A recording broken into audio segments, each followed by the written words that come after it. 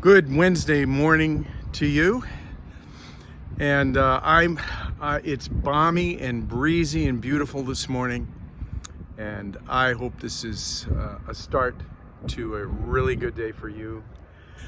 I am well rested, and that's because it's Wednesday. And Wednesday is the day after Tuesday, and Tuesday is the day that I have 3 of my 4 grandchildren all day.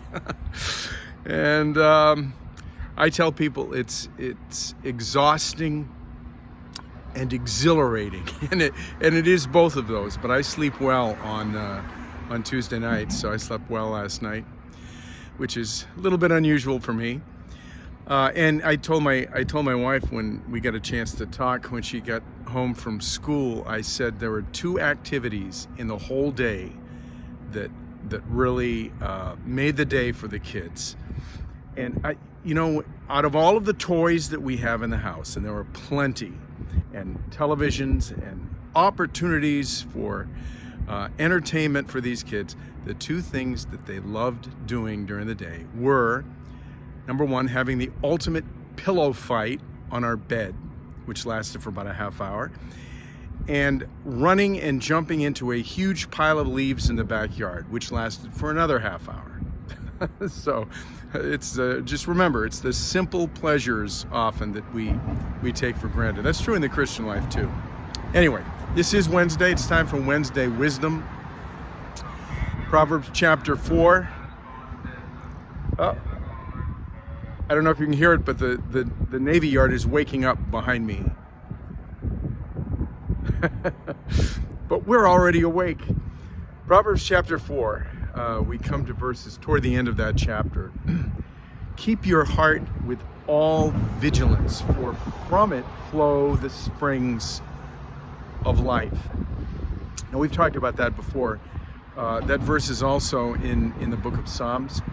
And Jesus basically said the same thing, and it's the inside of us that is important and is the source for everything that comes out, our words, our actions. And so we know that that's true. And on Monday, we talked about how to draw out from the heart and to move straight forward in our lives, which is God's plan. God's plan is that we push forward and break through everything in front of us and keep to the path. And the verses that follow this verse in Proverbs that I'll read to you in a moment are a kind of how-to. They tell us how to keep going straight forward in every day. And here are the verses. Let your eyes look directly forward. Let your gaze be straight ahead. Ponder the path of your feet, and then all of your ways will be sure. I have a friend, a really good friend, who grew up in Wisconsin. He's now a contractor in Rochester, but he grew up on a farm in Wisconsin, a big farm, a Wisconsin-sized farm.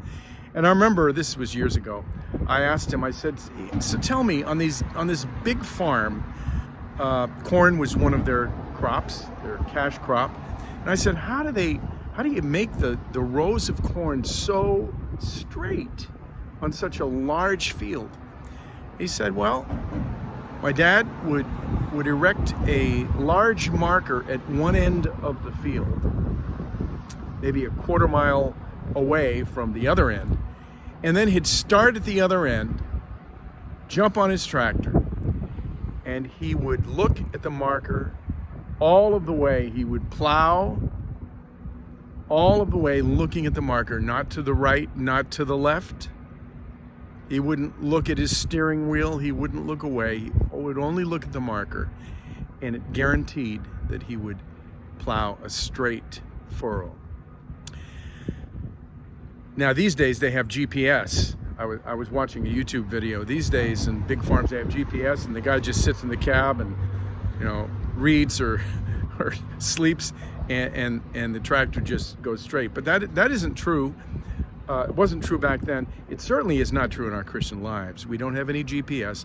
It really is our responsibility to look straight forward in every day and not to allow ourselves to be distracted from the things of God, and to ponder the path of our feet, every step, every decision that we make, so that our way will be sure and we'll stay on that path that God has laid out for us.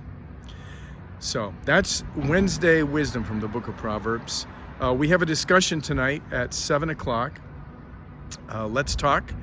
And we're going to begin in the book of James. So if you want to get a head start on that, you'll be receiving an invite. If you want to have a head start, just read through the book of James and come prepared to discuss the questions that are on the flock note this morning. And take note, by the way, of the song. I have a link to it just below this video.